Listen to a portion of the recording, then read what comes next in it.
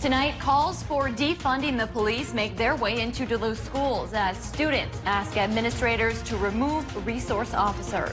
Plus, online or in person, officials are working to solve a complicated equation as schools prepare for fall semester in the midst of COVID-19. And Duluth's newest city councilor is officially sworn in. We're hearing more about her top priorities. From CBS3 Duluth, this is the CBS3 News at 6. Good evening, I'm Kristen Baki. And I'm Anthony Matt. Thanks for joining us. People across the country are calling on state leaders to defund police departments. Some students are now getting into the mix, asking school districts to remove school resource officers from their buildings. CBS3's Emma Quinn explains how a petition in Duluth could potentially lead to a change in the district. As Minneapolis Public Schools voted to remove school resource officers from their buildings earlier this month, current and former Duluth students are calling on their school board to do the same. Several former and current Duluth students created an online petition asking the school board to remove the school resource officers, or SROs, from the district school buildings. Currently, there are 4 SROs within the district, one in each of the Duluth high schools and middle schools. Petition organizers say the $230,000 the district pays the Duluth Police Department for the SROs should go towards other resources, like more counselors and staff de-escalation training. Look at what the students are saying, and what the students are saying is that we want more counselors, we want more social workers, we want people who are here for all students. Currently, organizers are aiming for 500 signatures. They say the reasoning for removing the SROs would eliminate black and brown students from being disproportionately punished and lessen the school-to-prison pipeline. Organizers believe with police officers in schools, students of color have a higher chance of getting sent to prison than getting a higher education or entering the workforce. The students say they've been having conversations with the school board, but will most likely have to wait until the July school board meeting for more answers. Coming up tonight at 10, we'll hear reaction from the school board and any plans moving forward. Minnesota leaders are again calling on the legislature to pass police reform during the special session. Governor Tim Walz held a press conference today with Lieutenant Governor Peggy Flanagan and members of the House People of Color and Indigenous Caucus. Walz says so far there's been gridlock during the special session, but now is the time to make meaningful police reforms. Democrats support ideas like banning chokeholds and requiring officers to intervene if they see excessive force. Flanagan says the call to action must be heard in both the House and Senate. We must stand up and say enough is enough. It is the time that the police protect and serve us all, no matter your zip code, your ability, or the color of your skin. Real change can happen in this moment if the legislature acts. The Republican-led Senate has said they want to end the session tomorrow. Some GOP lawmakers have said they see the issues surrounding George Floyd's death at the hands of Minneapolis police as a Minneapolis problem and not one that impacts people statewide. The length of time, 8 minutes and 46 seconds, has become a symbol of police brutality for people speaking out against the death of George Floyd. Now, Minnesota prosecutors say the number outlined in a criminal complaint against the officer who pressed his knee into Floyd's neck was off by 1 minute. According to timestamps on a video mentioned in the complaint, former officer Derek Chauvin had his knee on Floyd for 7 minutes and 46 seconds. The Associated Press noticed the math error and began asking about it the day after Chauvin was charged. Prosecutors did not acknowledge the error until Wednesday. They say the error made no difference in the decision to charge Chauvin and 3 other officers. All right, let's head over to Caitlin, who's tracking some storms. Hey, Caitlin, are they getting any closer? As of from the last half hour, things kind of look about the same, but we do have a little bit more development south of International Falls. So nothing severe yet up in our region, but some much needed rain, of course, is coming our way. You can notice right now the main bulk of the storms is down in Minneapolis. But if I zoom in just a little bit and move north, we do have a line of cells kind of developing just west of the Iron Range of where they are going to be heading in just a couple of hours. So that is going to be the case the next couple of hours. We're going to see several developments of scattered rain showers, and a few of those cells could turn stronger. So that's just something to keep us sky aware through the next several hours as Duluth still remains dry, but clouds has definitely increased within the last hour or so. Storms are approaching, and we will get some light rain, if any, and see some scattered thunderstorms south of the Duluth line. I'll have further timing on those locations coming up in just a little bit. Thanks, Caitlin. As uncertainty surrounding COVID-19 and what its impact will be come this fall, state health officials released new guidance tonight for Minnesota schools trying to prepare to educate students again. CBS 3's Natalie Grant has a story. Tony, Kristen, in a conference call this afternoon, Minnesota Department of Education officials released 3 separate outlines on ways that students could be returning to school in the fall. Now, those 3 different outlines include in-person learning, distance learning, or else a hybrid of the 2. Now, MDE officials say that they will make the final decision on what fall will look like no later than the week of July 27th. But new guidance today, they've added districts should be making preparations for each of those 3 plans starting now. Now, while we're certain about how the pandemic will evolve over the next couple of months, the proactive planning that our school districts and charter schools are doing this summer will ensure our school communities are prepared for whatever this school year brings. Planning should include several factors, including sanitization, mental health resources, social distancing, and equity among students. Now, coming up tonight at 10, we'll hear from Hibbing's superintendent about how they're taking today's guidance into account and how they're starting to prepare for all those 3 different plans. Thanks, Natalie. Meanwhile, the Wisconsin Department of Public Instruction is expected to release guidance about the school year on Monday. In an email to school administrators, Deputy State Superintendent Michael Thompson said they expect schools to reopen in the fall. The guidance will help school leaders plan for a safe, efficient, and equitable return to the classroom. Thompson says it's likely schools will need to provide for some distance learning during the year for students who can't come back to class. The state is expected to release its guidance on June 22nd. New at 6, the state of Minnesota issued new guidance for long-term care facilities, allowing for some visitation. People weren't allowed to visit their loved ones to slow the spread of COVID-19. The new rules acknowledge the impacts of isolation on the health and wellness of people living in long-term care. The guidance allows for outdoor visits and window visits. The state encouraged facilities to implement the new rules right away to allow families the chance to safely reconnect. Duluth's mayor has nominated a new city attorney who has a deep history of advocating for the indigenous community. Mayor Emily Larson will recommend Rebecca St. George. St. George was the Fond du Lac Band's staff attorney for more than 6 years. She's also recognized as a policy advocate for addressing domestic and sexual violence against Native American women, and serves on a Justice, Equity, and Reform Committee. The City Council will vote on her nomination on Monday. There was no immediate word on how many candidates were interviewed for the job. St. George will fill the seat left vacant by previous city attorney Gunnar Johnson. Johnson resigned in April after he was put on paid suspension during an investigation into his management style. The nation's highest court has ruled the Trump administration's attempt to end the federal program known as DACA was arbitrary. That means 650,000 immigrants will keep their legal protections. Chief Justice John Roberts joined the court's 4 liberals in the 5-4 ruling. President Trump responded on Twitter, writing in part, "These horrible and politically charged decisions coming out of the Supreme Court are shotgun blasts into the face of people that are proud to call themselves Republicans or conservatives." Former President Obama signed an executive order creating DACA in 2012. The policy was designed to protect undocumented immigrants brought to the U.S. as children from deportation, often referred to as dreamers. Duluth's newest city councilor has officially joined the ranks. Therese Tominick was sworn in on the steps of Duluth City Hall today. She fills a seat left vacant by Barb Russ, who stepped down earlier this year for health reasons. Tominick lives in the Congdon neighborhood and works as an on-call chaplain at Essentia Health and Woodland Hills. She also has experience as a business owner. She says her top priorities include affordable housing and equity issues.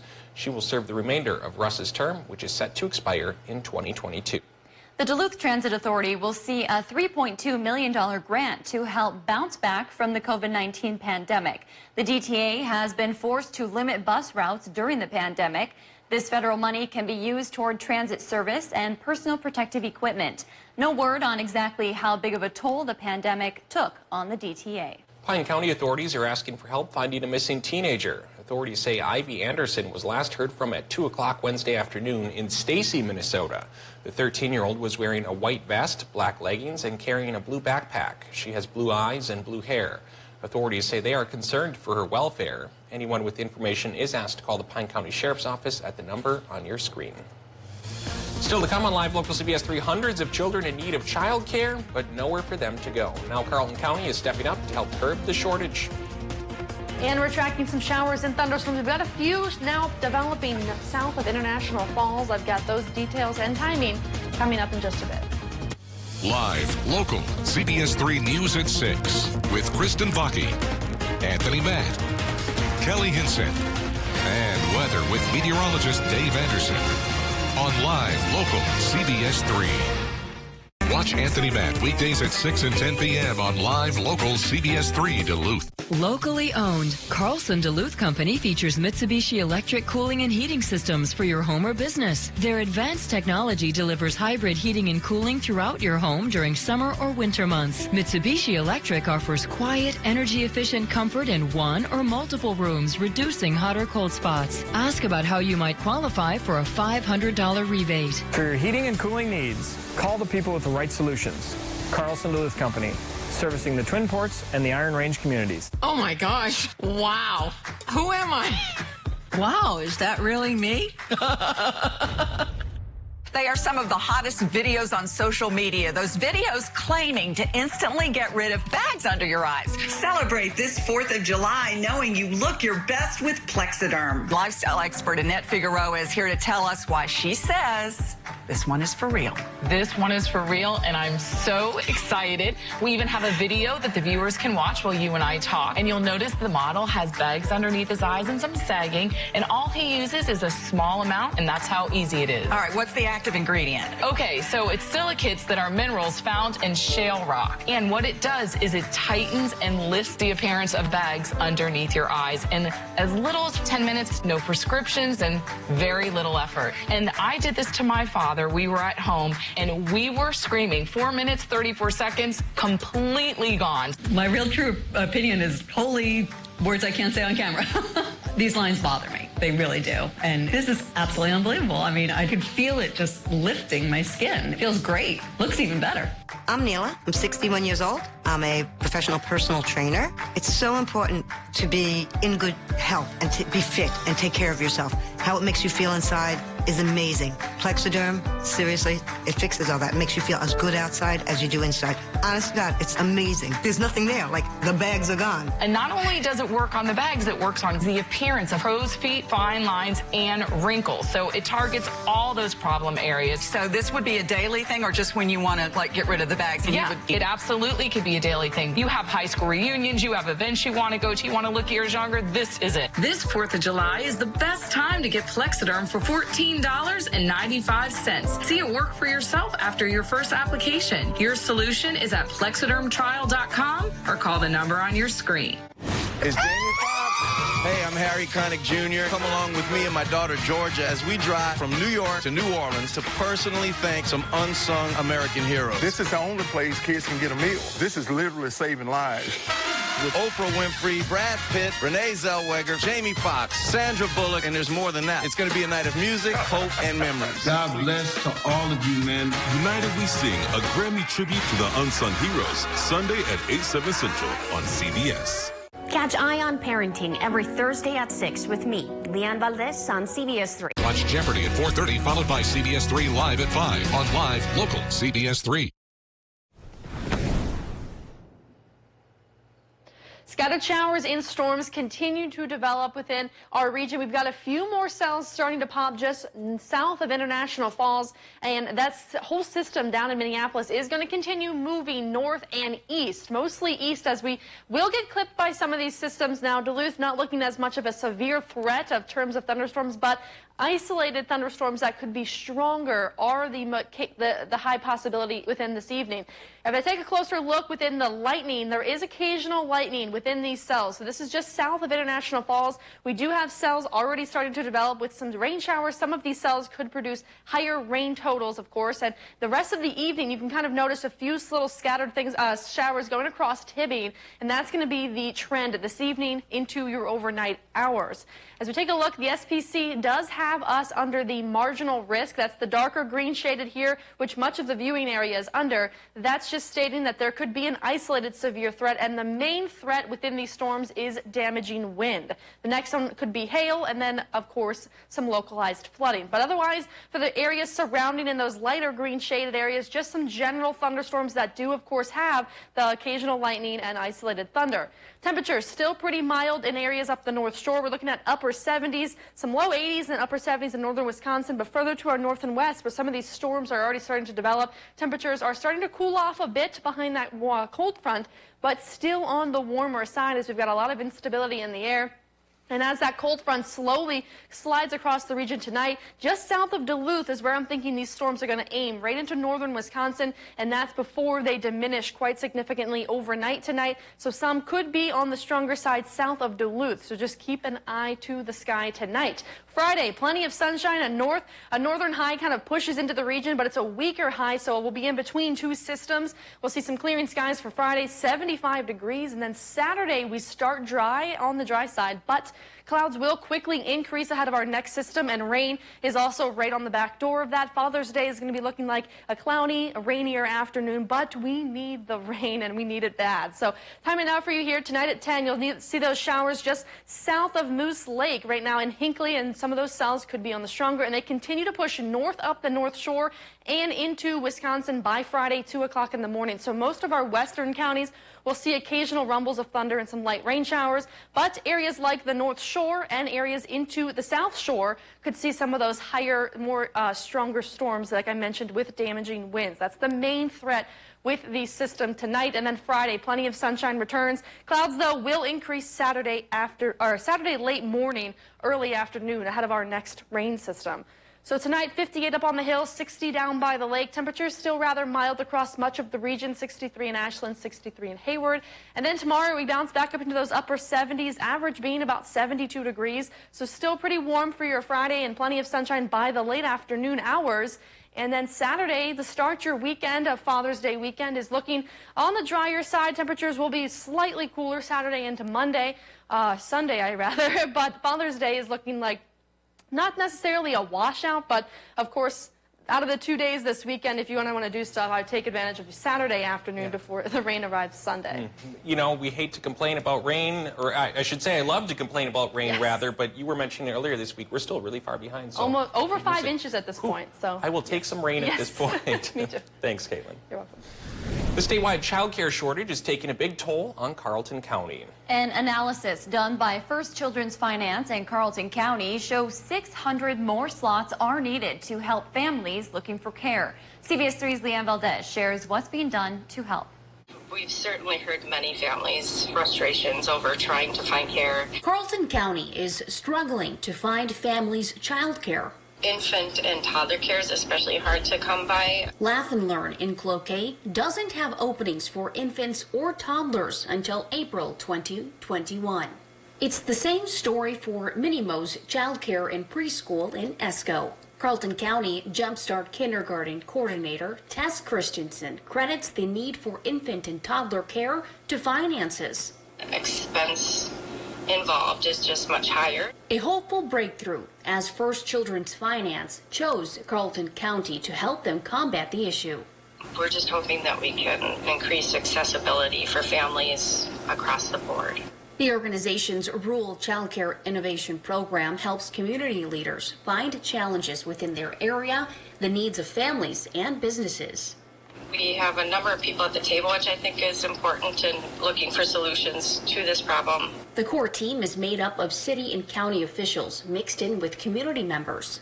The team zoned in on 5 goals they hope to address within the coming months, like identifying areas in the community that can be used for childcare. There's a pod model that we're exploring, along with raising awareness and working on legislative and county action. Christensen says even if you don't have children, the shortage still affects you in some way. If you don't have young children, you still access things like the healthcare system, and we still need our essential workers to man the correction system and to maintain our roads. Other Minnesota counties getting help from the program include Meeker and Wadena. Coming up in sports, another UMD women's hockey player joins the PWHPA. Kelly tells us who it is coming up. Seize your new Can-Am from Duluth Lawn & Sports, the region's largest power sports dealer.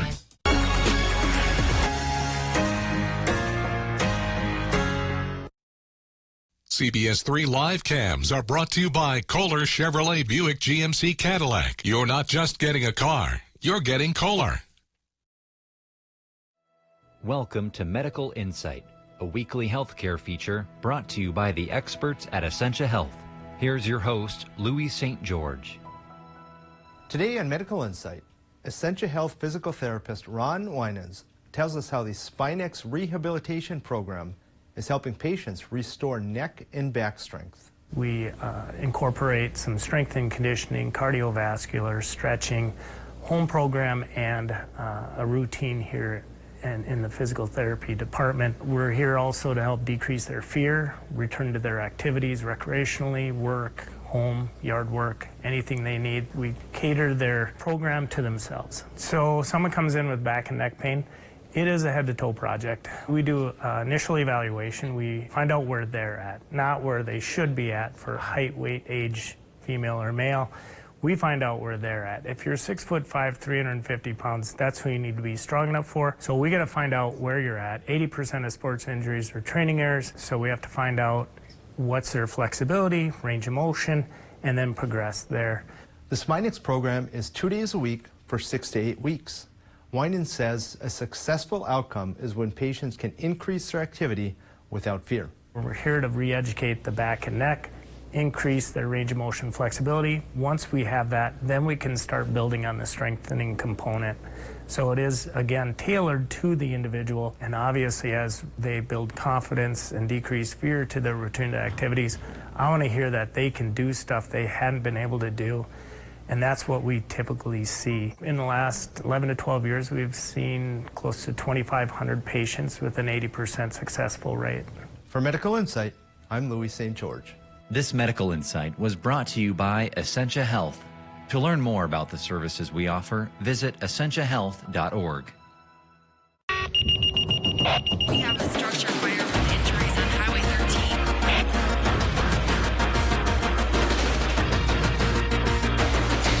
13. Did you know your friends and neighbors volunteer to provide emergency services? They are serving many communities and need your help.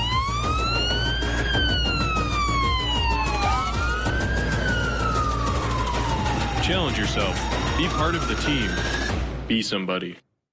For 50 years, family-owned Crenson has proudly been serving the Twin Ports and surrounding communities. We make the vehicle buying process simple, straightforward, and stress-free. Drive away in a 2020 Nissan Rogue today with 0% financing for 60 months, plus $1,000 in NMAC bonus cash. We're open. Stop in anytime, or if you prefer, call for a no-contact appointment for sales or service. Visit us online for our complete inventory listing. Crenson, 2 locations, 1 great team.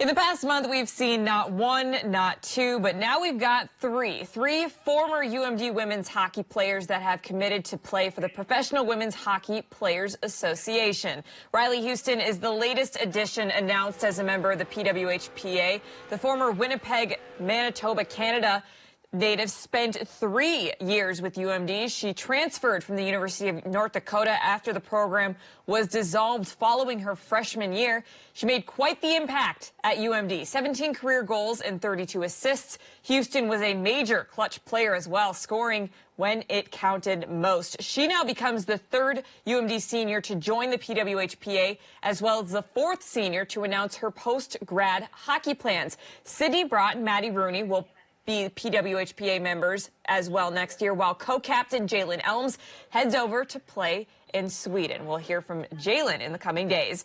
Athletes from the state of Wisconsin received some clarity on summer sports policies today. The WIAA put out a set of guidelines for athletes during the COVID-19 pandemic. Participation in any in training sessions is voluntary. They may not be mandated or used toward team or program selection. Similar to Minnesota, activities have been divided into 4 different categories based on risk level. Low risk level gatherings can include up to 50 individuals.